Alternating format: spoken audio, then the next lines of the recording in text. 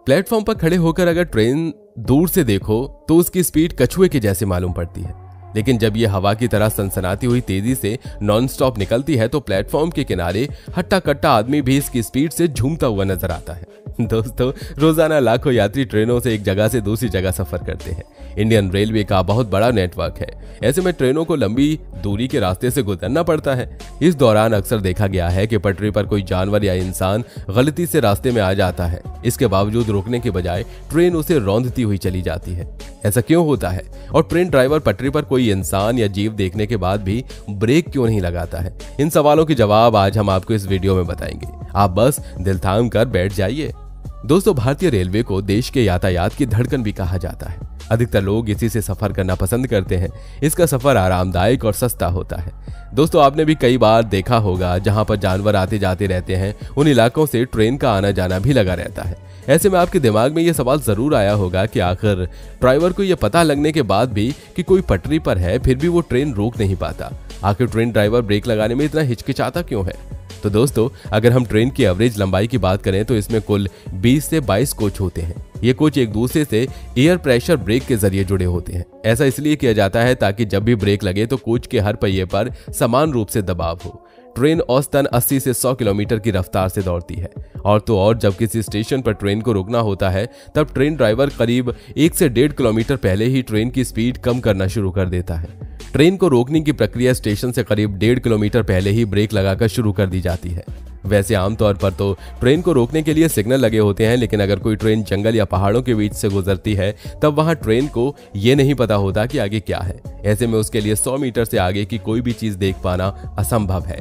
इस वजह से अगर ड्राइवर ने ट्रेन के बीच में किसी इंसान या जानवर को देख भी लिया तो वो 100 मीटर पहले ही ब्रेक लगा पाएगा। हालांकि इमरजेंसी ब्रेक लगाने का भी कोई फायदा नहीं है, क्योंकि ट्रेन ब्रेक लगाने के 1.5 किलोमीटर बाद ही अपनी रफ्तार धीमी कर पाएगी, यानी कि ट्रेन के बीच में आने वाले का मरना तय है। अगर इमरजेंसी ब्रेक लगा भी दिए जाएं तो टक्कर हो ही जाती है। अगर पटरी पर मोड़ हो तो ट्रैक पर कुछ भी देखना और मुश्किल हो जाता है, खासकर तेज रफ्तार पर। ऐसे में मामूली से मामूली मोड़ पर कोई चीज तभी नजर आती है जब वो बिल्कुल पास आ जाती है।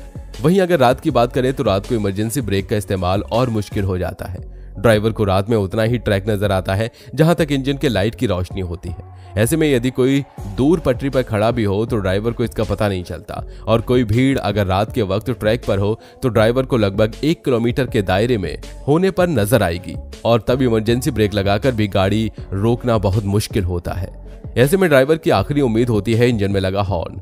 वो उसे लगातार बजाता है। ड्राइवर का तो पूरा प्रयास यही होता है कि उसकी ट्रेन से कोई जानवर या इंसान की मौत ना हो। हालांकि कई बार स्थितियां ऐसी होती हैं जिसके चलते चीजें उसके हाथ में नहीं होती। इसलिए बेहतर यही है कि आप ट्रेन की पटरी क्रॉस करते समय सतर्क रहें। जहां तक हो सके रेलवे नियमों का पालन करें।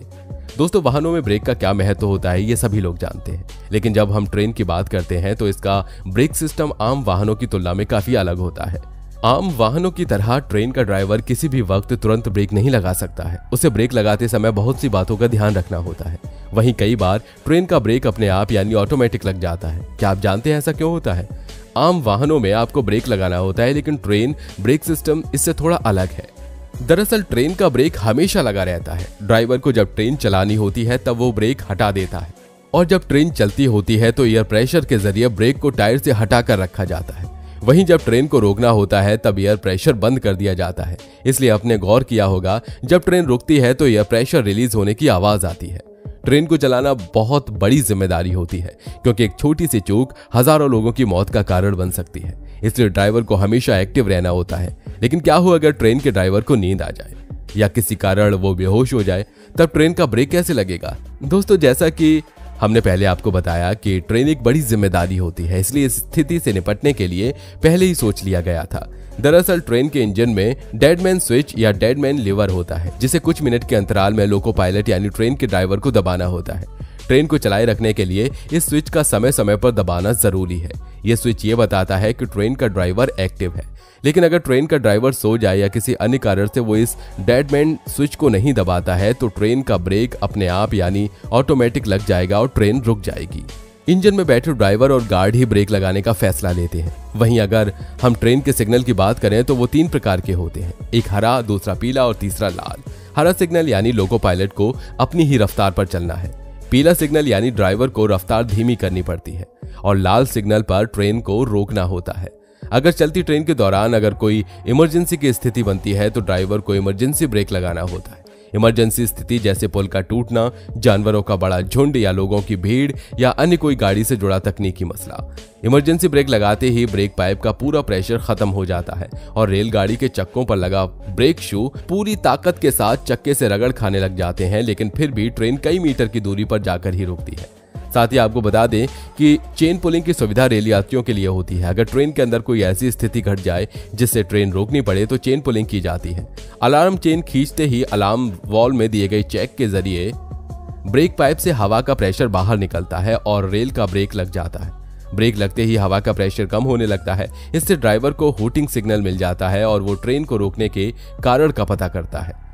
अब जब ट्रेन की बात हो ही रही है तो आपको बता दें कि 16 अप्रैल 1853 ये वो ऐतिहासिक दिन था जब भारत में पहली ट्रेन चलाई गई थी।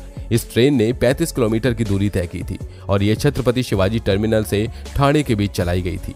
भारत की पहली ट्रेन में 20 बोगी थे और इसे 3 इंजन की मदद से चलाया गया था। इसमें 400 यात्रियों ने सफर किया था। सन 1856 में हमारे देश में भाप का इंजन बनना शुरू हुआ, जिसके बाद धीरे धीरे सभी राज्यों में रेल की पटरियां बिछाई गईं। पहले नैरो गेज पर रेल चली, इसके बाद मीटर गेज और ब्रॉड गेज लाइन बिछाई गई। वहीं देश की पहली सुपर फास्ट ट्रेन 1 मार्च 1969 को दिल्ली से हावड़ा के बीच चलाई गई थी। भाप से शुरू हुआ ट्रेन का सिलसिला अब आधुनिकता के सर्वोच्च पर पहुंच गया है। इन 170 सालों में टेक्नोलॉजी के मामले में देश इतना आगे बढ़ गया है कि न सिर्फ कोयला बल्कि बिजली के ट्रेन को पीछा छोड़ बिना ड्राइवर के सफर पर निकलने को तैयार है। इन 170 सालों के सफर में ट्रेन ने कई रूप बदले। इसका सबसे आधुनिकतम रूप मेट्रो और वंदे भारत है।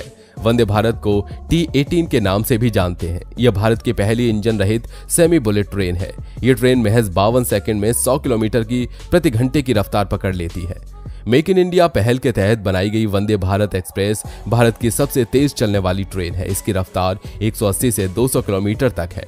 फिलहाल देश में वंदे भारत 2 रूट पर चलती है। पहली शताब्दी दिल्ली से वाराणसी के लिए और दूसरी दिल्ली से कटरा के लिए। बता दें, गतिमान एक्सप्रेस ट्रेन में सफर करने वाले यात्रियों को यात्रा के दौरान VIP ट्रीटमेंट मिलता है। यात्रियों को फूल और चॉकलेट देकर स्वागत किया जाता है। दोस्तों, हम उम्मीद करते हैं कि ट्रेन ब्रेक सिस्टम से जुड़ी जानकारी आपको अच्छी लगी होगी। वीडियो पसंद आई हो तो लाइक करिए, चैनल को सब्सक्राइब करके बेल आइकन को प्रेस करना बिल्कुल मत भूलिए।